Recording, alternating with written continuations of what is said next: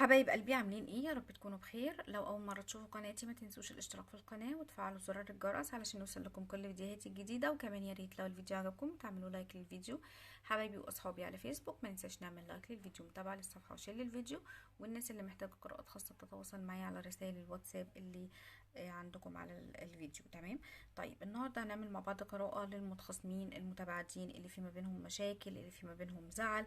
هنشوف هل لسه بيفكر فيك، هل عنده خطوات ولا لأ، هل نسي كل حاجة، ابتدى حياته من غيرك، ولا لسه في أمل في العلاقة وعنده خطوات وعنده حاجة يعملها لك وعايز يرجع. فهنشوف مع بعض.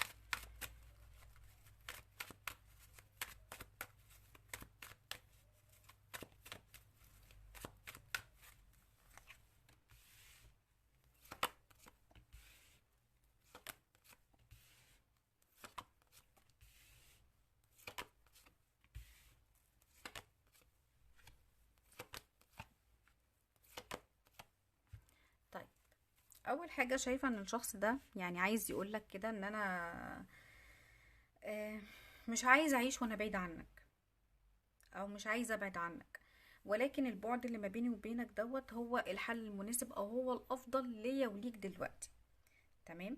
شايفة ان هو عايز يكون معاك، عايز يقرب منك، مش عايز يبعد. شايفة ان هو في حاجة بيلوم نفسه عليها، بيأنب نفسه عليها، حاجة بيندم ان هو عملها. بيلوم نفسه على يعني ان هو يعني عمل الحاجة دي. آم، لكن في نفس الوقت انا شايفة ان العلاقة دي مش منتهية، ولكن زي ما قلت لك هو في حاجة زعلان منها انت عملتها له، وفي نفس الوقت في حاجة هو ندمان عليها هو عملها لك. فاكيد انتوا الاتنين هنشوف برضو مع بعض دلوقتي الدنيا فيها ايه. انتوا الاتنين عملتوا لبعض حاجات ضايقت هو، يعني انت ضايقته وهو ضايقك. تمام. طيب، شايفة ان الشخص ده يعني يمكن جايب اخره، حاسس بالضياع، حاسس ان هو مش لاقي نفسه، حاسس ان هو خسر العلاقة.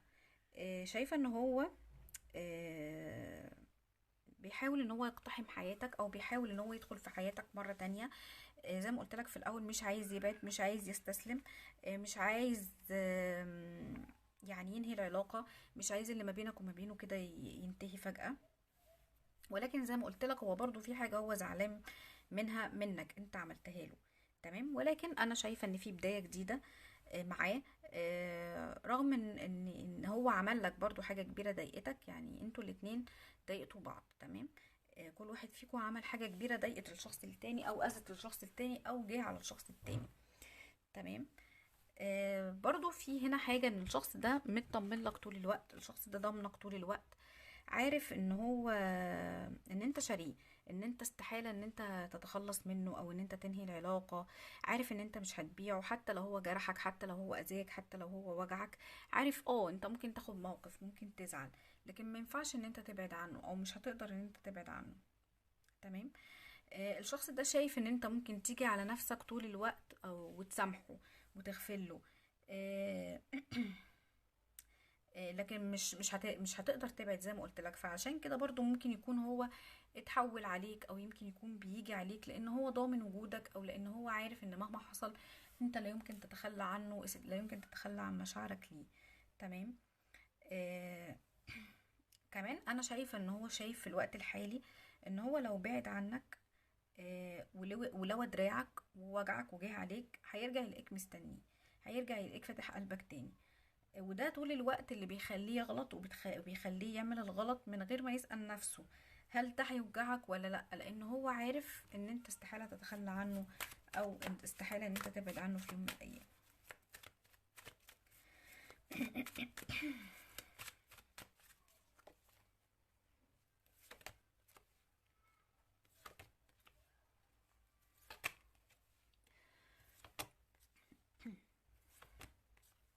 طيب الشخص دوت كان في يوم من الايام كل حاجة بالنسبة لك. كان في وقت من الاوقات كل حاجة ليك في حياتك. قربت منه واديت له صلاحيات كبيرة جدا في حياتك، واديت له يعني مميزات كتيرة جدا.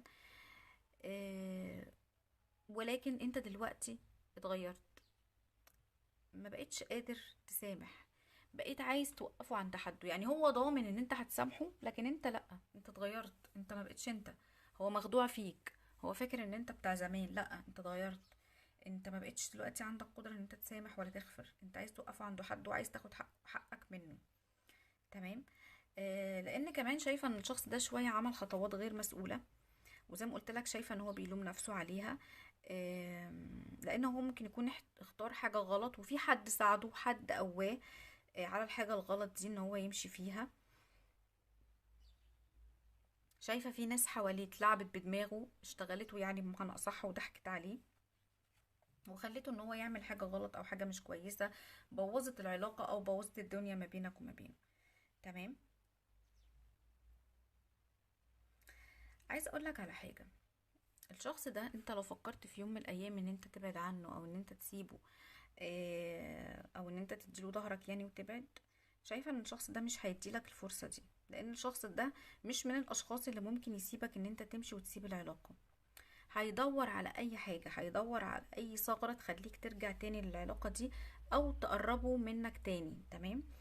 الشخص ده شخص قيادي جدا، بيحب السيطرة. كان عايز يسيطر عليك وعايز يسيطر على حياتك، مش عايزك تشوف غيره، مش عايزك تفكر اللي فيه، مش عايزك تحس بحد غيره. يعني ممكن كمان لدرجة ان هو ممكن ما كانش بيسيب لك وقت ان انت حتى تقعد مع نفسك. الشخص ده مش سهل في التعامل معاك، يعني الشخص ده شخص صعب جدا، وطريقته واسلوبه صعبين جدا. طيب، عايزة اشوف مشاعره، يعني مشاعره ليك. لسه بيفكر فيك؟ هل انت مهم بالنسبة له ولا خلاص الموضوع انتهى؟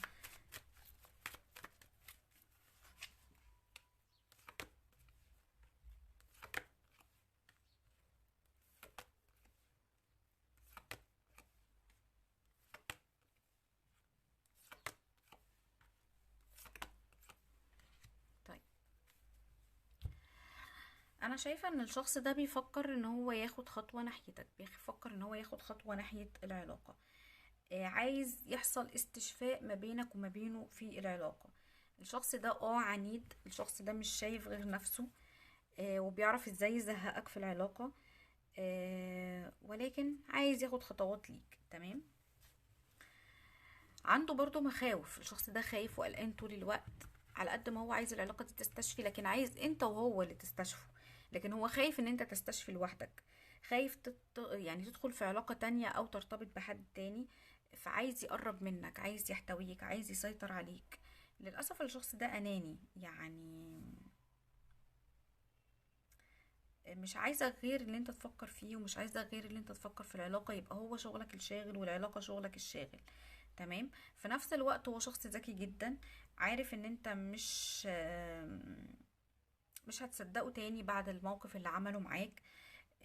ممكن يكون شايف ان انت ابتديت تبص لحياتك، فدي حاجة مجنناه، حاجة مخوفاه، حاجة قلقاه، عايزك طول الوقت تفضل قدامه، قدام عينه. ما ينفعش ان انت تبص لنفسك او تشوف حياتك، او يعني تديله ظهرك وتمشي. لا طبعا، عمره ما هيديلك الفرصة دي. طيب، عايزة اقولك على حاجة برضو. الشخص ده المشكلة طول ما انت قريب منه